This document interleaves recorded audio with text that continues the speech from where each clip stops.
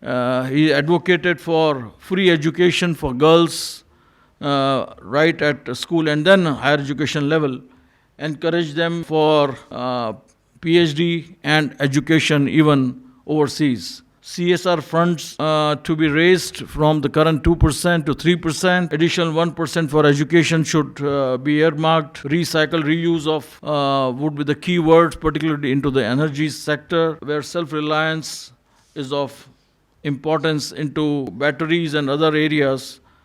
Energy, he said we are moving towards hydrogen energy.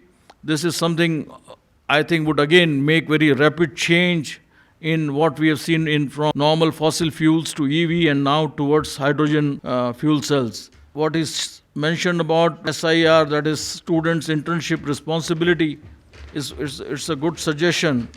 Need for technological intervention to reduce global warming, to develop green energy.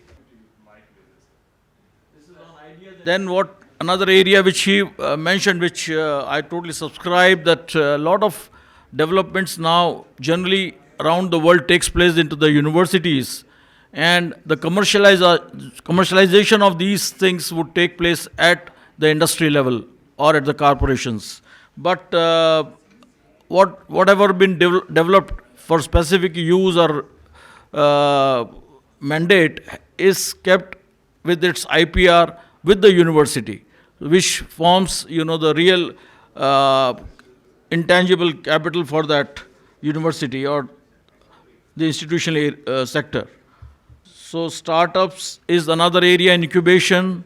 Again, let me just give an example from my own institution, that we have Atal Incubation Center at Prestige Institute of Management and Research in Indore, which has already now working for the last 6 years, has produced more than 60 startups, and few of them already got their funding and been now valued very high. So that is the where we said that instead of job seekers, let us make our students to be job providers, so that they become entrepreneurs and have start their own enterprise. And then he advocated for that professor of practice and trimester system from the current semester system, and even there are certain annual examination which is not a proper, I would say, recurring evaluation. So concurrent evaluation, you need this trimester system has been prevalent in the modern world. 3P models with patent, publish and prosper for faculty is one of the very key, I think, suggestion. Let us grow together. That was the message.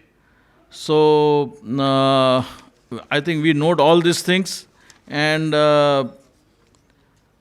only a few points which I would like to say that which are in my opinion pertinent, that we are all here with a common purpose for collaboration among our Indian universities or our Indian institutions, and also with our foreign universities. So this is the event which is very specifically arranged for that purpose. We did in earlier 2 years also, but this is a continuation of that. And by working together, we break from the confines of our individual, I would say, identity institutions, and move with a collective wisdom and strengthen our diverse academic community offers. So this is the basic idea. In India, we see untapped potential, and by joining hands with each other, enhance the quality of education in ways that are not only cost-effective, but also deeply relevant to our nation's unique needs, and therefore in the national interest. We have, in fact, AICTE chairman also said that now it's a very easy way to get approvals for any dual degree programs or with your partner institutions or universities in foreign countries. If they accept your scores and credits, I think if you can match their standards, this would only enhance our standard of education. India has a wealth of talent and knowledge, and by working together uh, with joint degree programs, faculty exchange, or collaborative research, we see endless possibilities for making the development of our faculty and students at the same time. Uh, so let's seize this opportunity, work together, learn from each other, and build an educational ecosystem that is world class and uniquely of our own as well. There was talk about now when we see that there's a clear, distinct gap when what is being taught in the classrooms and what is actually needed in the real world, that gap is well known, and bridging that gap is really crucial. Through partnerships with industry and the skill councils here and the industry leaders, we can provide our students with hands-on experience that prepares them for the challenges of the workplace. So this is something is looked to be seen by every institution. The national education policy been discussed, which envisions an educational system that is comprehensive and multidisciplinary. The recent adoption of professional courses like BBA, BCA into the realms of AICTE is a path-breaking step. However, we must work on unitary regulatory in all cases rather than reporting to multiple channels. The provision of conducting admissions twice a year,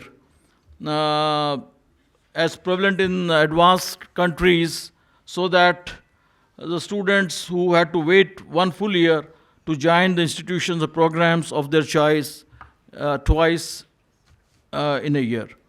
This would also increase the GER and is, in my opinion, a step in the right direction. So in closing, I would say let's continue to innovate, collaborate, and inspire the next generation of leaders, thinkers, and innovators. With these words, I only emphasize that the way we are growing, I think it's an example for the world that everyone eyes towards India, and how we can turn India, like we have now the medical tourism. We can see that also happens in education. Students from other countries also should not hesitate to come for their studies, their higher studies, their professional studies in India, and we can provide them the same level of standards and education as being offered in any other advanced country at much economical cost, with a lot of opportunities also for employment. So with these words, I am very sure that by 2047, the vision of our Honorable Prime Minister, that India would be a Viksit Bharat, I don't have any iota of doubt, so long as we keep working with the same spirit and keeping our ethics and values intact. With these words, I thank you very much. Jai Hind.